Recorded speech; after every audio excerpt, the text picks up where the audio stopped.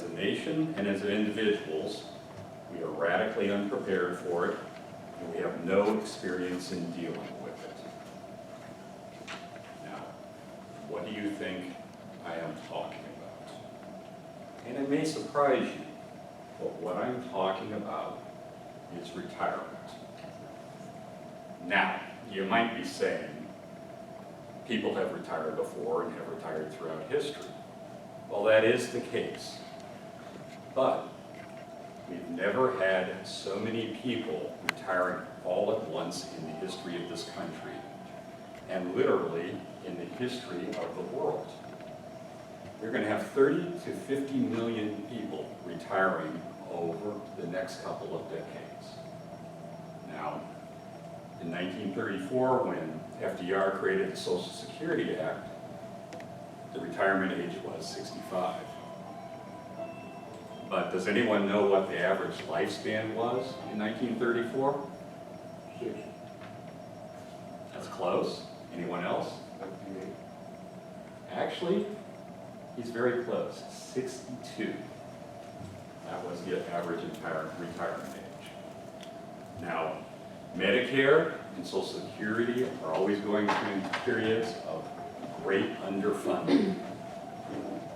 So no one was prepared for that. When FDR created Social Security, he never expected it to have that many people in it, let alone 30 to some numbers as high as 70 million pulling from Social Security all at one time.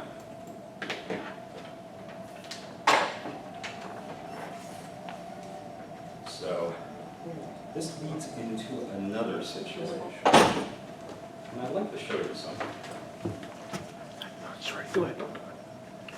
Okay. Anyone know what this is? Or what it represents? It's a dollar bill, but I'm using it to represent something. Represent something? Yeah. What do you think it's representing there? This is the full faith and credit of the country. Well, yeah, it is. There is something to say that I'm using it to represent something else. What this actually is representing is your retirement savings. All your IRAs, all your 401ks, any other accounts that you have that you're using to saving, your pensions, anything like that. But Uncle Sam wants his piece.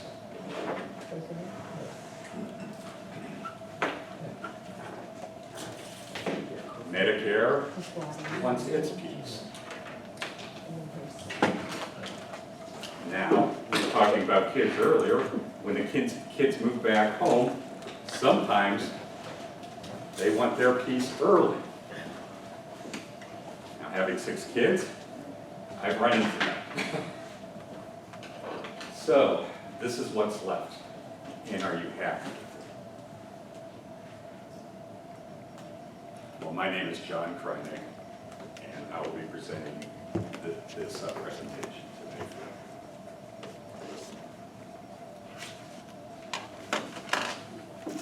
At the end, you'll see an evaluation form that's in your folder. If you would please fill it out and turn it in. It looks a little different than the one on the screen. So, how do you envision retirement? This presentation talks about hobbies, travels, vacation homes. Other people, it might be social, and charitable events. It could be country clubs. It could be many different things. So, what do you envision when you are going to? What do you envision you're going to do when you retire? Whatever I want, Excuse when me? I want. I'm sorry. Whatever and whenever I want. Do Whatever and whenever you want. Sounds a lot like my father's retirement. Anyone else? Herb? Me? Yeah. I just got the music. That's a really nice thing. Any particular tropic? I like Panama and Costa Rica. Oh, you do? Oh, wonderful. I've had friends who went and did missionary work throughout Central America in retirement and things of that sort. But the real key is, what is your vision? So retirement, it's the beginning of a new voyage. You know, changing tides, changing helms, as the slide states. But one thing you've got to understand is the investment and the savings decisions you make to accumulate now will have a great bearing on what you can do in retirement. Now, decisions, well, here is, you know, the questions you really have to ask is, will the money that you saved, you scrimped and saved, and your hard-earned money last you throughout retirement? You'll be able to make it through time-wise and quality-wise. And where do you start to make sure that you make it through this period of time? Well, rules are different when you're retiring than when you are saving. You change from the focus of accumulating assets to withdrawing assets. This is a key feature, and we are going to talk about this in more detail later. It's probably one of the most important things you need to think about when you're going into retirement.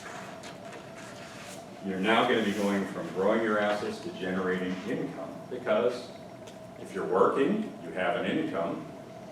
When you stop working, you need to replace that income. And there are many things you need to do to protect your assets, and again, we'll discuss this in this presentation. And it's for many years. For many years. How long do you think you'll need your money to last in retirement? Are there any thoughts on that matter? Yes, Betty? Mid-90s, Mid-90s? that's what I've been hearing. That's actually a very good answer, actually. You know, most people think what the average age of a male in the U.S. or an average age of a female is a 78 or 82, respectively. But the thing about that statistic is it includes infant mortality.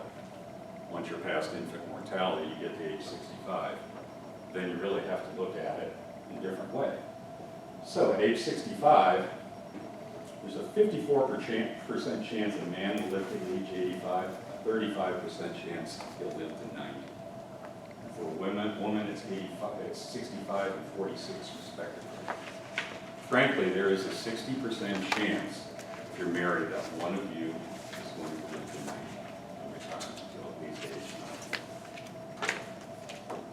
So, considering the condition of everything, where everything is, how much money you have, and this lovely longevity that we have these days where we're living into our 90s, what do you need to do?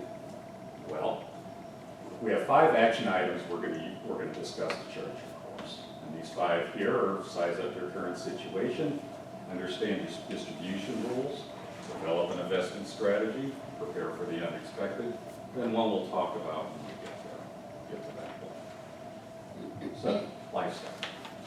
You probably want to have 70 to 80% of your income in retirement, to live comfortably. Again, why would you need so much of that in retirement? People think, well, I'm not going to need suits anymore. I'm going to be driving my car to work as much. A lot of my expenses are down. Hopefully your kids are where they belong and are living on their own. So why do you think that? Why do you think you need so much? Medical bills. That's one possibility, yes. Anything else? Taxes, yes. Those can be managed. We can help you to manage those. Anything else? Yes, Betty? Senior living. Senior living, yes, definitely. Well, how about this? When you retire, do you want to be austere or do you want to enjoy your retirement? Anyone, which would you prefer? I know it's a rhetorical question, almost. Some people like austere, but most people prefer to enjoy the same lifestyle. If you sell your house and move to a smaller one, well, that's a cut on your lifestyle by most people's opinion. If you belong to a country club, do you really want to give up that? If you belong to a sailing club or you have certain activities you do, you really want to lose those? That's why that number really is so high. But the other thing is if you look here at the bottom, inflation. Inflation can really cause a problem over time. Now, here we go. Let's take a look at the impact of inflation over time. Now, we're going to start off here with a $1 million portfolio. Why do we use 1 million? Well, it's easy to account for because in the presentation. So what we're going to do is assume that 4% and see what the buying power of that $1 million will be in the future. Take a look at that. In 5 years, the buying power will be $820,000. 10 years, $680,000. 15 years, down to $560,000. And in 20 years, your buying power at a 4% inflation rate is less than half of the buying power of the original amount. Now, just to kind of give it a little thing, I haven't memorized these facts and figures, but average price of a car in 1998. Does anyone have any idea what an average price in 1998 was? Any guesses? 10,000? 10,000? It's a bit higher than that. 15, a little higher. It's a little over $20,000. And anyone know what the average price of a car is today?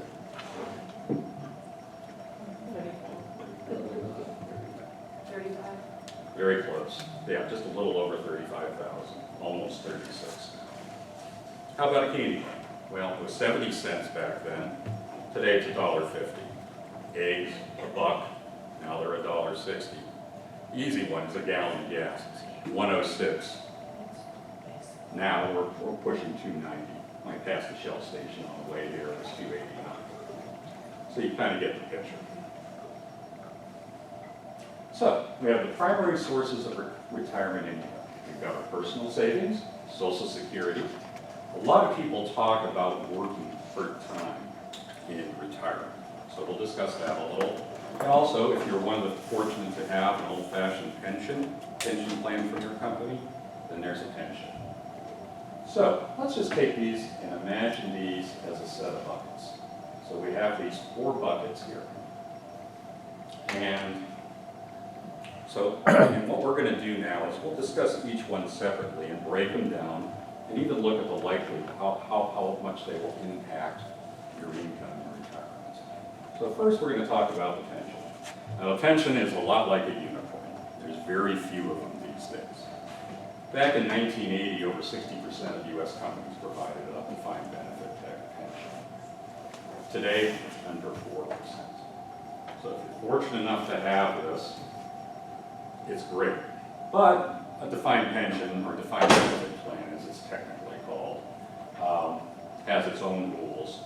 And you get it, or you don't get it, and there really isn't much you can do about it. It provides the income based on seniority and whatever formulas that your company happens to use. Now, next thing we're going to talk about is working in retirement. Now, when people are in pre-retirement, it's really popular these days, and almost 80% of people think that they actually are going to work in retirement. But when you actually look at the number of retirees who actually do work in retirement, it's less than 30%. Now, does anyone have any ideas why there's such a disparity between the two numbers? They're trying to get someone to hire you. That's one. Anything else? Health issues. Excuse me? Health issues. That's a major one. Yes. Any other thoughts on this? It can affect how much your benefits are from the government, so you may not want to take a job. Very true. That's very true. Very true. Yeah, I mean, one example is I have a friend who worked for Firestone, aka Bridgestone, and he wanted to work in retirement. And the problem is dealing with the toxic chemicals of rubber production all those years. He developed CTOD, and he simply went and just tried to remodel his basement on his own. He got very sick and actually spent a couple of weeks in the hospital. So examples like that and how working can affect your benefits are primary reasons why people don't actually work So, if we take a look at that, and for the sake of simplicity, pension, you either have it or you don't, but you would have it more. Part-time work isn't as likely as you expected. So that leaves us with these two buckets of Social Security and investments. So Social Security. Full retirement is at age 66 to 67. You're entitled to 100% of the benefit. A lot of people decide to take it early at age 62. But you got to remember, depending on your year and your year of birth, you could get 25 to 30% less benefits per year if you take it early.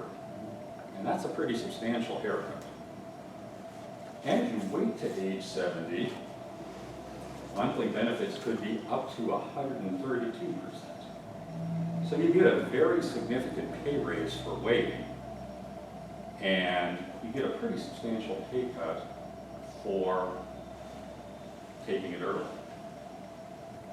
Now, everyone's situation is unique, but generally, if you live longer, it pays you more to take it later. If you live shorter, it does pay you more to take it earlier.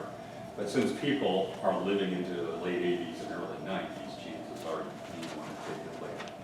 But with the taxation of benefits and all that, that's a very individual decision based on your current situation. This is just simply a picture that shows you how much your benefits will go up if you wait.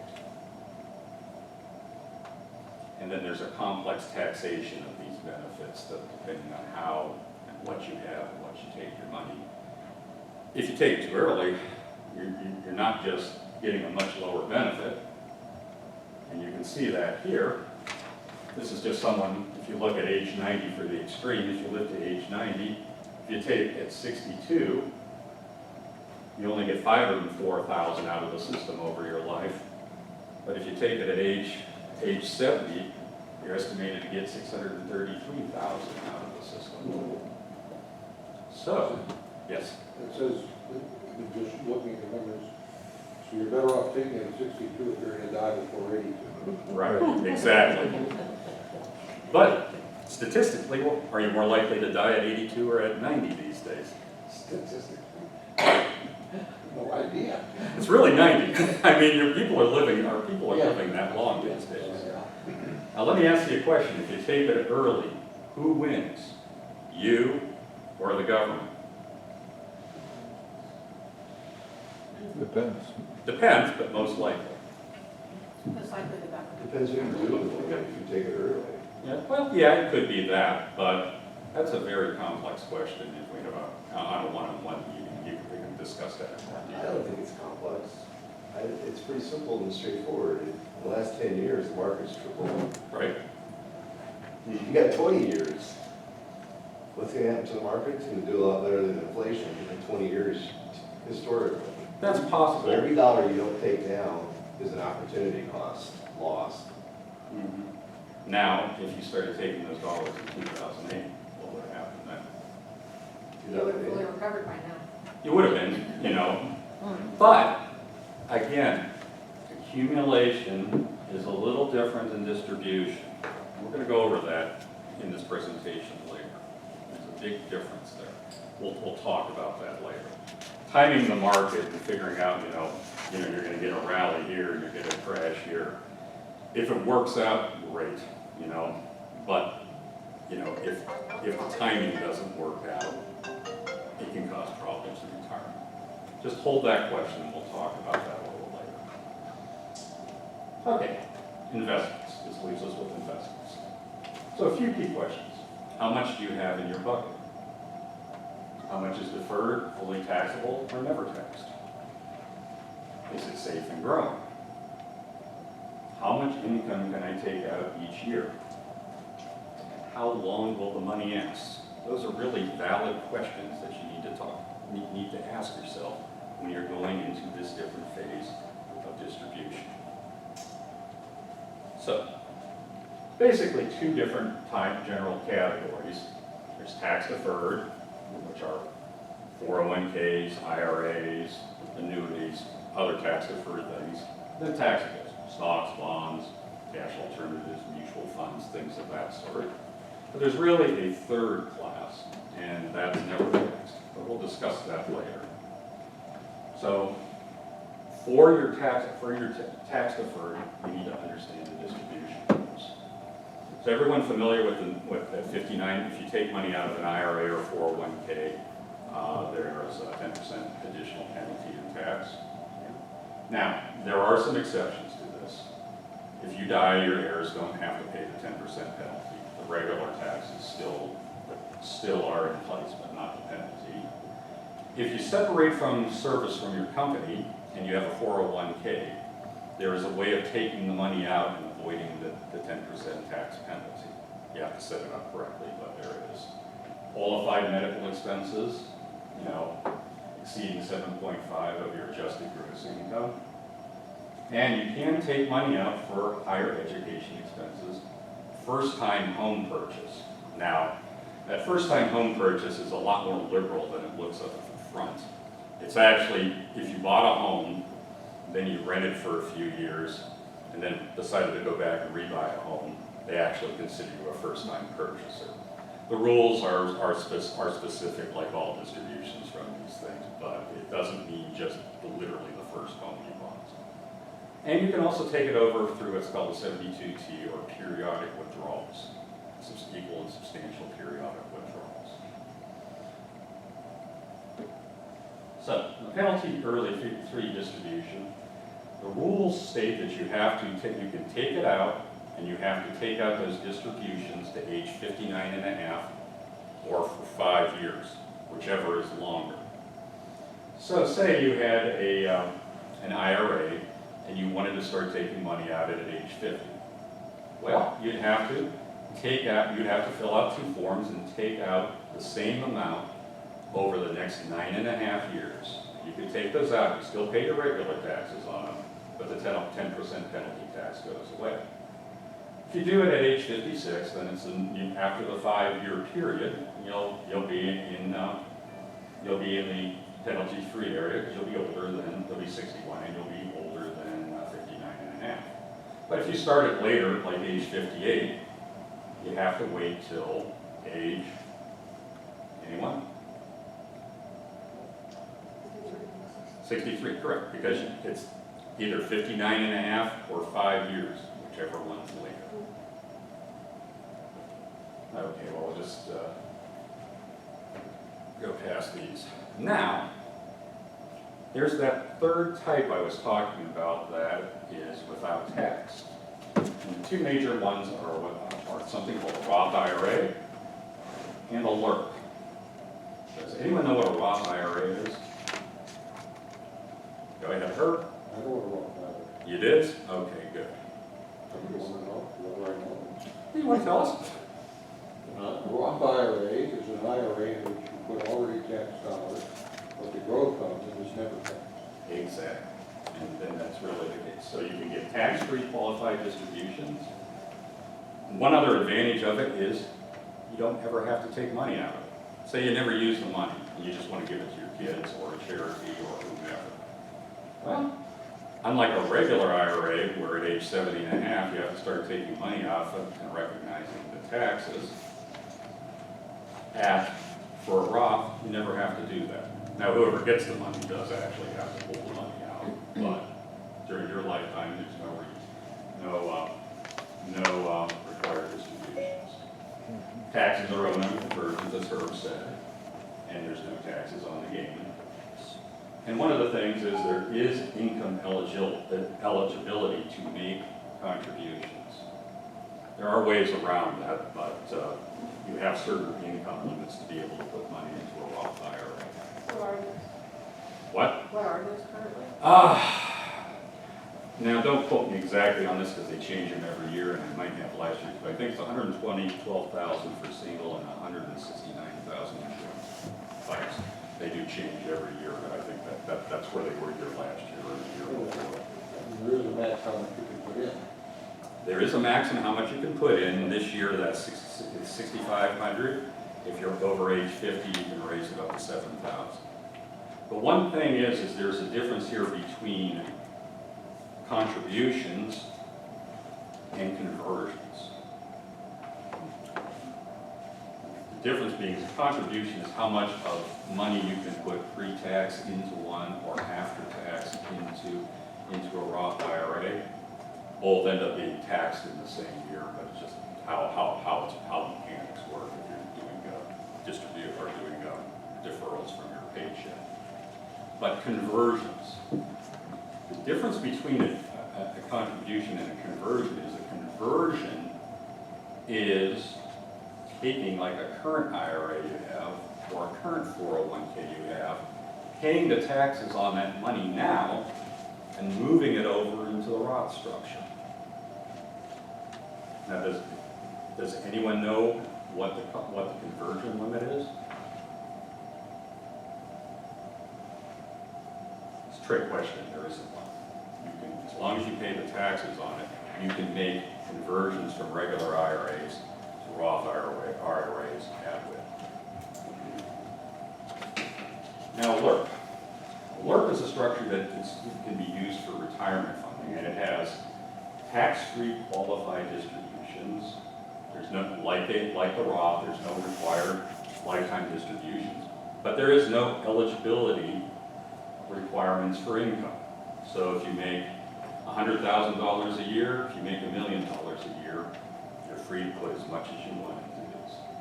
They also can help with long-term care, and the unique structures of these can perform significantly better than a Roth. What? What does it stand for? What it stands for Life Insurance Retirement Plan. Is there an income requirement for conversions? No. There's no income requirement for conversions. When you make the conversions, the amount you convert is added to your regular income on your 1040, and you have to pay the taxes on it. But these two are very powerful in another way. You know, you've heard that like people were talking about if you have like retirement benefits from Social Security, you don't want, if you can make so much income, then your Social Security becomes taxable. Well, you can create income streams from both Roth IRAs and LIRPs that are what I call super tax-free. In other words, they are not added to what's called your AGI on your 1040. So they don't, income from these two sources do not count towards Social Security taxation or Medicare premiums, because Medicare premiums are basically based on your adjusted gross income. Say if you have muni bonds or treasuries that are tax-free or tax-preferred, those actually can create taxable situations for your Social Security, and they will raise your Medicare premium, but these won't. So Ed Slott, has anyone ever seen Ed Slott on PBS? Anyone familiar with him? But he's an advisor that's been on there that he says that the life insurance tax exclusions, he calls it the greatest gift the IRS has ever given the American people. Is it that deadline, December 31 or March 15 or April 15 for making a conversion?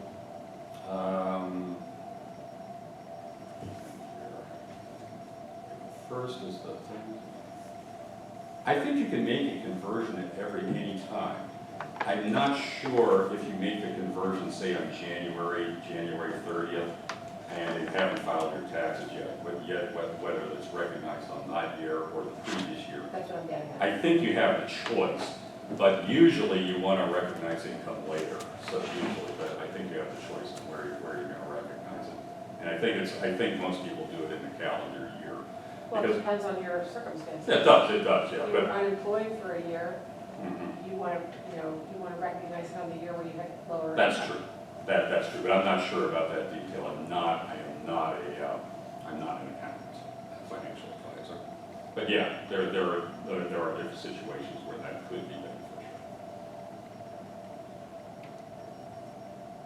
And don't forget to name beneficiaries. You know, this can cause a lot of problems for your heirs.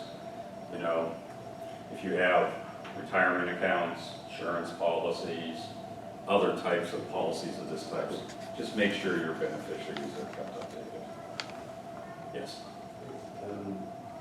Going back to the subject you mentioned about conversions, is there a typical conversion strategy that people are using when they're retired, because obviously their income is low and there is less taxability and so forth, or is there any special treatment? Is that just ordinary income, or is there any kind of way to, I don't know, arbor it, or? Yes, there is. There actually is. That's beyond, you know, when you have a one-on-one meeting with you, we can discuss that in more detail based on your specific situation. And it really is a specific situation. But there are definitely very good strategies on how to do that. And you can lower your total tax bill over your lifetime significantly by doing that correctly. That's a very good question. So, developing an investment strategy, asset allocation. You know, we have here a systematic approach to diversification that determines an efficient mix of assets for an investor. Well, what does that really mean? To take a look at that, just take a look at these two symbols. We have a conservative allocation and an aggressive allocation. And if you look at the allocation, essentially, the more aggressive allocation has more stocks and less bonds and cash alternatives. And the conservative investor has the opposite. And these can be adjusted based on your needs, both your income needs, but also your needs on how much stress can you take in the market. You know, some people, when they see the market go up and down, that's a very, very scary thing. Some people can just wade through the market changes and have no problem. So psychologically, and what, you know, how you will react to market moves determines where you fall in this location. This can be really customized to meet all of your needs, both monetarily and keeping you having the ability to sleep through the night. So, you turn to a well-diversified mix of investments. You've got cash alternatives for preservation of income and current income. Bonds can create some stability. Stocks are good for growth and hedging off inflation. And mutual funds, there's every variety under the sun of those. They can work for all of these situations. But here we go, and this is the key point that we brought up earlier, understanding sequence of returns. This is really something critical that's different when you're taking income versus accumulating assets. So let's just take a look here. Your money can perform how well. When your money performs can be as important in distribution as how well your money performs. Pre-retirement, it really doesn't matter.